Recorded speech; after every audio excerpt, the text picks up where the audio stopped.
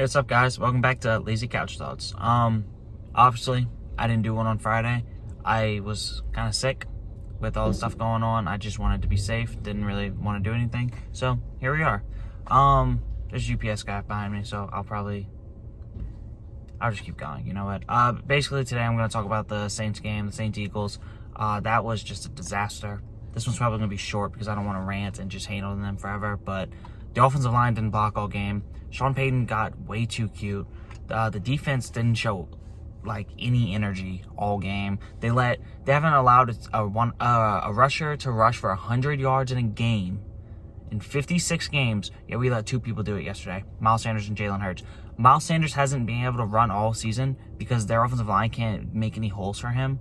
Yet here we are. Like, Miles Sanders ran for 100 yards and Jalen Hurts ran for 100 yards. The guy, Jalen Hurts, coming out of the draft, people said maybe he's just switch positions, become a running back or receiver because he can't throw. He doesn't belong in the NFL. That's the guy that you let run for 100 yards. The one guy that you can't let run. You just stop him from running and make him throw the football. He didn't shred us apart. He completed 17 of 30 for like 160. That's not shredding us apart. We'll take that every time. UPS guy. But like, seriously, like, how can you let that happen? And then you add in the fact Saints ran the ball almost 5 yards per carry and then still let Taysom Hill drop back 40 plus times. How do you let that happen? That is pitiful and that is sad. You can't. How do you rush for 5 yards a carry and you have Alvin Kamara and you have Latavius Murray and you have Taysom Hill and you let Taysom drop back and throw the ball 40 times? Taysom turned the ball over twice. Both of them led to points, 10 points total. Will Lutz missed 2 field goals. I'll let the 57-yarder slide when we're down 10 with a minute and a half left.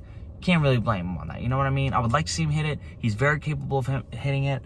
I love Will Lutz to death. He is the first time in my life that I can remember a Saints kicker being awesome. He saved us from kicker purgatory.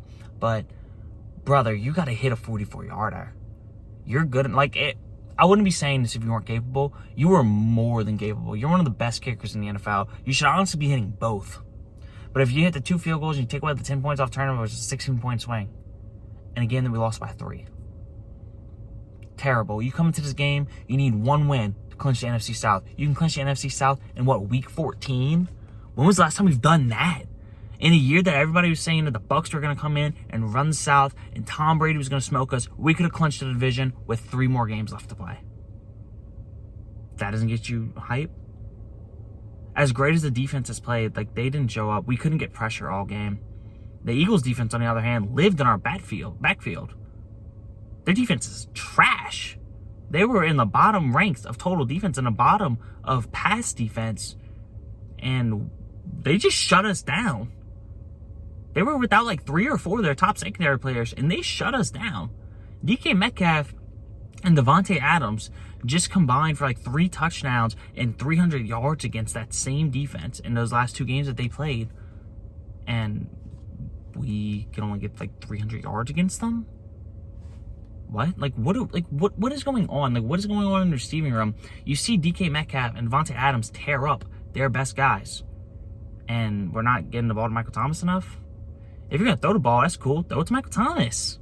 Taysom Hill has missed some throws on Sunday, some wide open throws, some touchdown throws that you got to hit. If you want to be a starting quarterback in the NFL, you got to make those throws. You can't miss guys open in the corner of the end zone in the 4th quarter whenever you're losing. You can't miss that. You got to hit those throws. Those are throws that if you want to be a starting quarterback in the NFL, you can't miss. I know I'm just saying the same thing over again. It's just very frustrating. Also, I think Taysom Hill might have fumbled the ball more times this season than he has scored touchdowns. That's not even being like sarcastic. I think it's true. Dude, you gotta hold on to the football. And you know what? I'll give you a little leeway on the fumble because it was 4th down, but like, and you got sacks from behind, whatever, yada yada yada. But bro, you fumbled the ball too much. Protect the football. Like, let's go. Pick it up. That's literally 8U, 9U. Coach telling you got to protect the ball, all kinds of stuff, you know what I mean? Like, job security, ball security.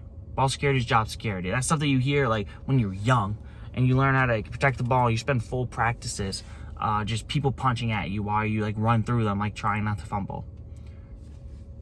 It's very frustrating because The Saints knew if they won out, they controlled their own destiny, they'd have the number 1 seed in the NFC South. I mean, the number 1 seed in the NFC. Now they have to beat the Chiefs, Vikings, and Panthers while the Packers lose. The Packers have to lose also on top of that. So, like, that's like where the problem comes into play is, like, we don't control our own destiny anymore. Sorry, I tried to move the camera since there's somebody walking in the back. But, like, that's where it sucks. Because I feel like the Saints do this every year. They do 3 things. 1, they'll lose an early season game that they shouldn't lose. 2, they're going on a stretch. They're going on a run starting in October. And they'll rattle off some games, right? And then 3, what they like to do is a late season stinker. And last year, the late season stinker, they lost on my birthday, for the record. I was at the game. The day after LSU beat Alabama in Alabama, I was like, this is going to be the best birthday weekend ever. Best birthday weekend ever. The Saints are going to keep the number 1 seed in the NFC South. They're going to roll over the Falcons. They stink. Oh, yeah, we lost to the 1-7 Falcons. The 1-7 Falcons they lost to.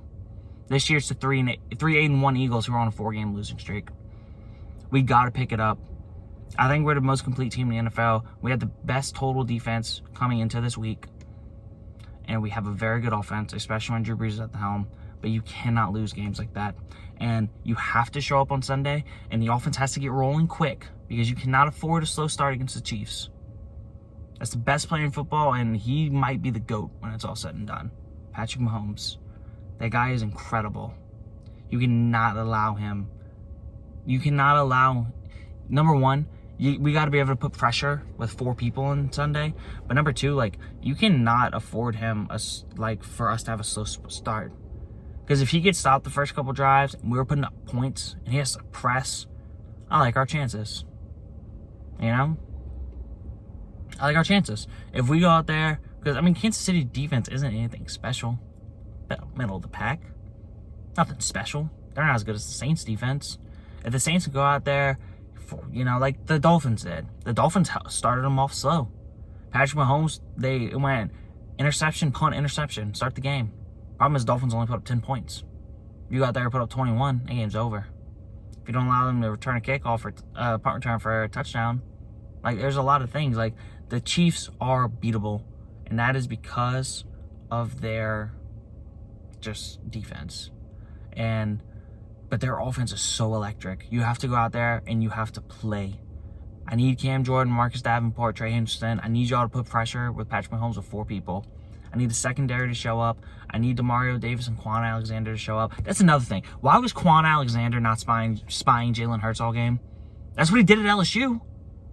Like, seriously, that's what he did at LSU. He just spied Dak Prescott.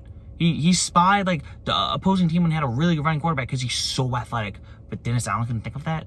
Jalen Hurts ran wild, while we have one of the most athletic linebacking cores of Demario Davis. I mean, you throw Malcolm Jenkins in there, Chauncey Gardner-Johnson, like, they're all playing in the box. We have very athletic players in the box, and the linebackers and the safeties, and no one was spying him. That's what's frustrating. We didn't make any adjustments, but ups and downs of being a Saints fan, you know? Now we got to win out. Packers need to lose because it is very hard to win a Super Bowl without a bye. It is hard to go out there and win 4 games in a row in January, February, especially when some guys only have to win 3. But that's going to do it for today. Tell me how your team did this weekend. I mean, I know majority of these people that watch are going to be Saints fans. I know we have one of my guys who comments on everything. I appreciate you, Kev. Miami fan. So, I mean, speaking to you specifically, because I know you watch everything and comment, because, like, you know, you're awesome.